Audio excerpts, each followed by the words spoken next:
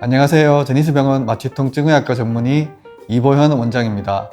치료의 목적과 미용적인 부분에서 개선을 하고자 수술을 하시는 분들은 반드시 마취가 필요한데요. 어떤 수술은 전신 마취를 하기도 하고 수면 마취나 국소 마취를 할 때도 있습니다. 오늘은 전신 마취와 수면 마취의 차이에 대해서 알려드리려고 합니다.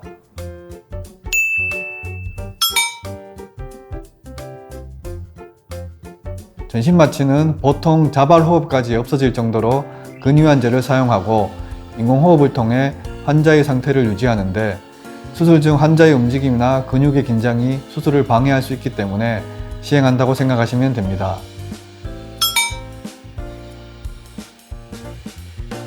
수면 마취는 쉽게 말해서 환자가 잠들어 있는 상태로 보시면 되는데요. 잠들어 있을 때는 스스로 호흡을 하고 큰 자극이 아닌 이상 잠에서 깨지 않습니다.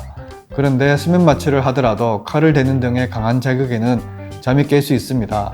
그래서 보통 성형외과에서 말하는 수면 마취는 수면 마취제를 사용하며 환자를 잠들게 한 후 수술할 부위에 국소 마취제를 주사해서 그 부위 일대를 국소 마취시키는 상태를 수면 마취라고 생각하시면 됩니다. 그래서 수술 부위에 칼을 대는 등의 강한 자극이 있더라도 환자는 통증을 느끼지 못하고 편안한 상태로 수면하는 상태입니다.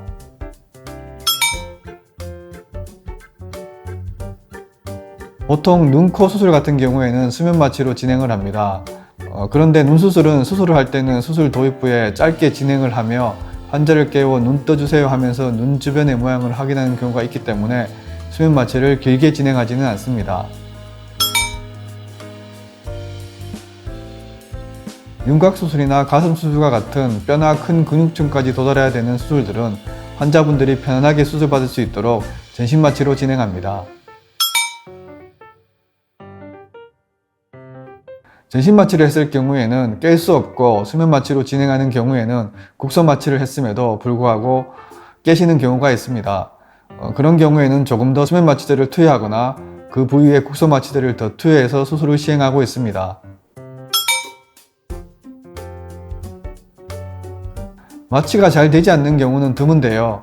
간혹 수면 마취 중 숨을 안 쉰다거나 수면 마취제에 알레르기가 있는 경우도 있기 때문에 양해를 구하고 어쩔 수 없이 국소 마취로만 수술 부위를 마취해서 진행하는 경우도 있습니다. 또 국소 마취로는 진행하지 못할 수술인 경우에는 전신 마취를 시행하기도 합니다. 기술이 발전함에 따라 마취도 많이 발전이 되고 마취지 사용되는 약물도 넓어져서 정답이 딱 이거다라고 말할 수는 없습니다.